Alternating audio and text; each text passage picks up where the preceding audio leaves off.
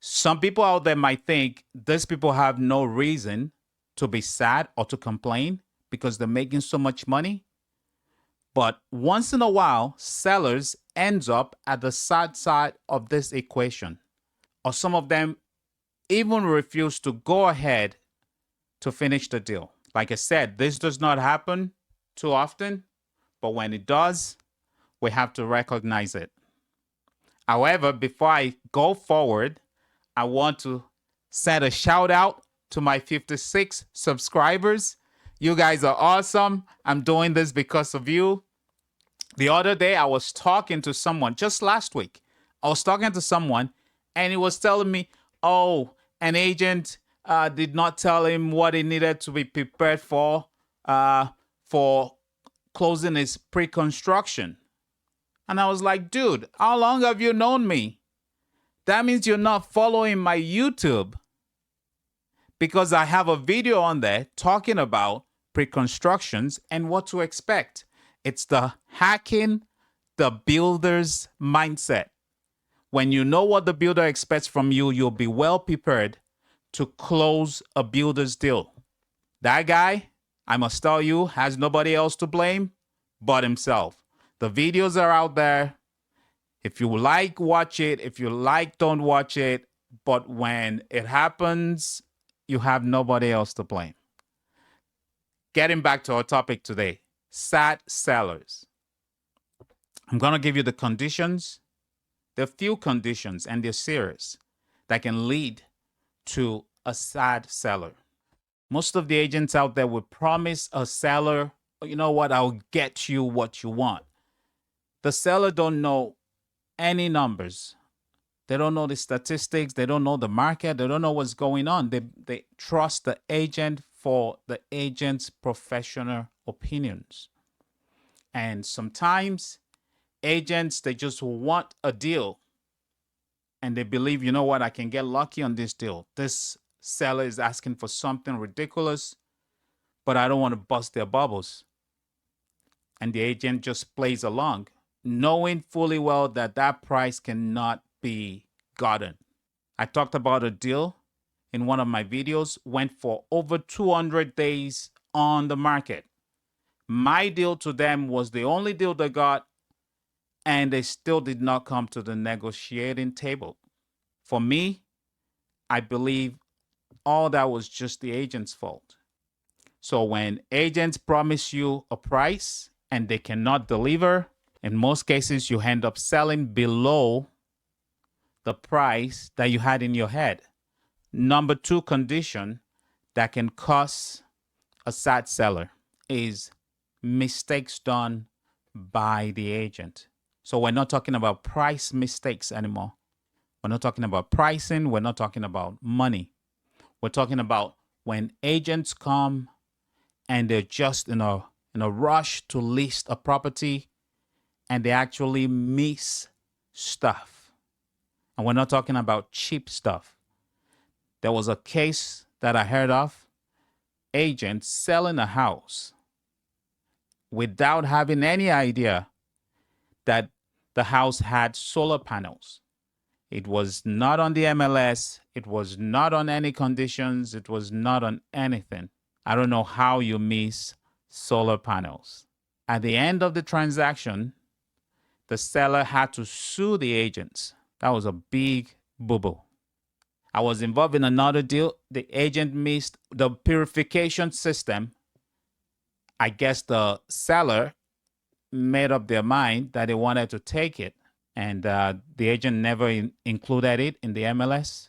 There was even a lawyer that checked the offer before the seller agreed to accept the offer.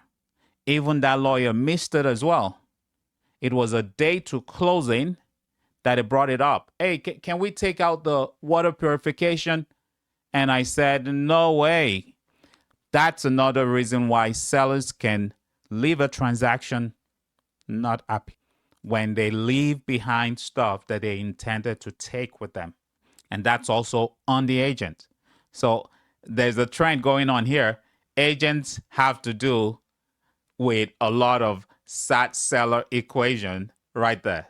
Another reason why sellers are sad is due to subjective value against the market value.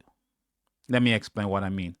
Subjective value is what a seller spends on renovations, upgrades, and stuff like that on their property. Some homeowners, they go all the way out. They're all about quality.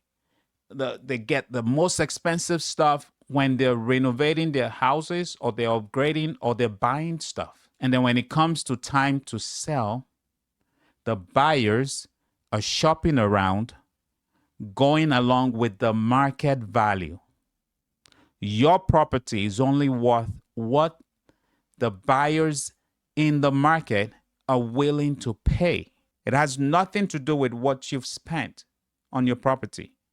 You could have spent $2 million upgrading everything from top to bottom, and you're living in an area where the same kind of houses like yours are going for 1.2.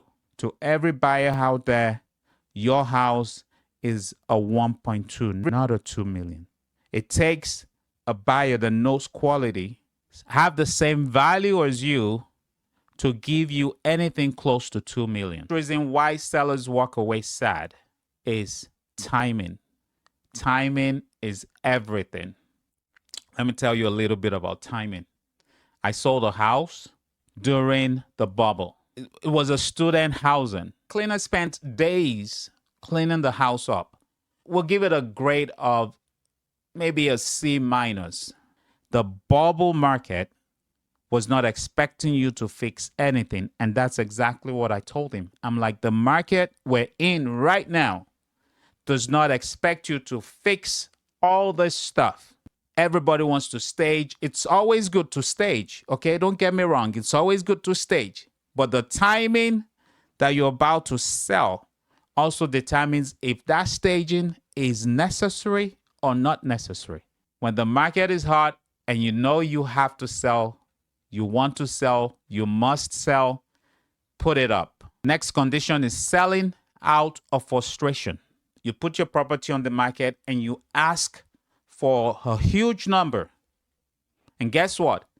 People come after you and they use your house to sell their house at a lower price because their house now looks like a deal to the buyers. At the end of the day, you're going to sell lower than what those other people have been selling for. And you're definitely going to end up a sad seller. All these conditions up here, look out for them. Do not be a victim of yourself. And do not push your agent aside. And make sure that your agents are always working for you. The results that you get from sad seller equation, they're almost the opposite of what you get for a buyer's remorse. Let me tell you why. When buyers buy, they've just spent a huge sum of money.